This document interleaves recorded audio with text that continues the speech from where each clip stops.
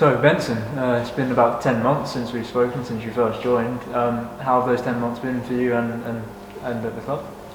Well, it's gone quickly. We just established that because I didn't realise it was 10 months, but it definitely is to the day. A lot has gone on. A lot of positive stuff has happened. A lot of changes off the pitch and on the pitch. And with the branding and the sort of structure of what we're trying to do, it needed to change because it wasn't working last season. So we had to do something different, and we have, and we continue to. So it's all positive. It's exciting.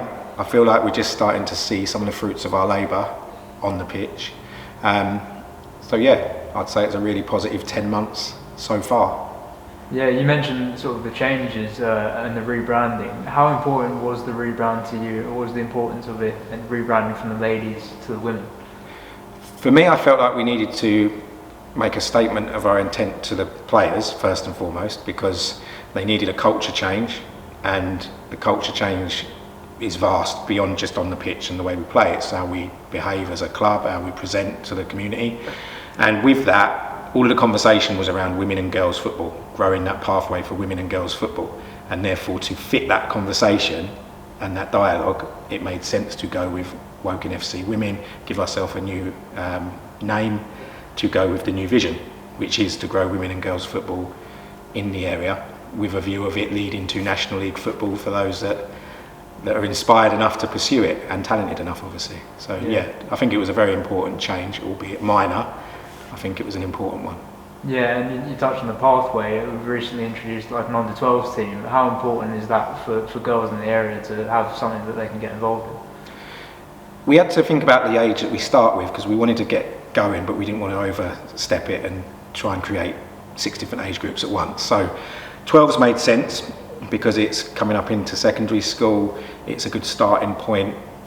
We felt like it was an age where there would be some inspiration from the Euros and people interested in football, and we could capture them when they start to get the opportunity to play football in secondary school. So Anthony, who's the head coach for the women's setup, was keen to take that on, and he's worked with Bailey from the academy to get that going. And so far, the vibe off of that, not just in the way that they're playing, and obviously they've had their first competitive game against AFC Wimbledon, which resulted in a loss, but the fact that they got a team out so quickly and competed with a team that's been established for years is testament to the coaches and the girls. But the connection with them and our women's team is already strong. We've had players come along to training. We've had players come along to the recent FA Cup game, do a Q&A after the game with the players and a little photo shoot, and them sort of things are precious when you're trying to create a community vibe. So really, really important start, and then I think a year from now we'll see that in different age groups as well. And moving on to sort of the first team and the development side, how are they getting on this season? First team started to get some momentum, picking up results, 6 points out of 9 in the league, sitting second at the minute. I mean, it's very early days, but I feel like we're kind of where we need to be at this stage with the first team. Development team, not so. I mean, we've got to find our balance with that. There's a couple of things I hadn't factored in because I wasn't aware of it, that if you've played 6 games for the first team, you can't play for the development team. So it doesn't really set itself up for having a huge first team squad unless you really get strategic with who plays when. But obviously our ultimate aim is to win games for the first team and get promotion. So we kind of got caught with that.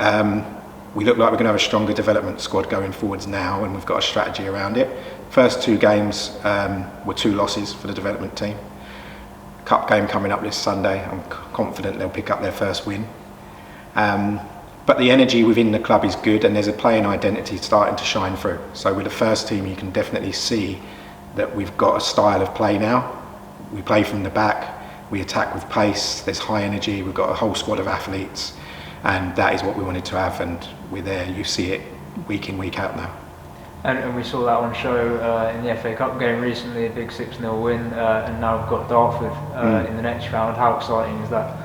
It is exciting. I said to the girls before the game on Sunday against Seaford Town that, well, I just asked them the question, what was our goal this season? And they all said promotion. I said exactly, so there's no pressure today because none of us said we're going to win the FA Cup. So whatever happens in the FA Cup, we can just take it as a lesson.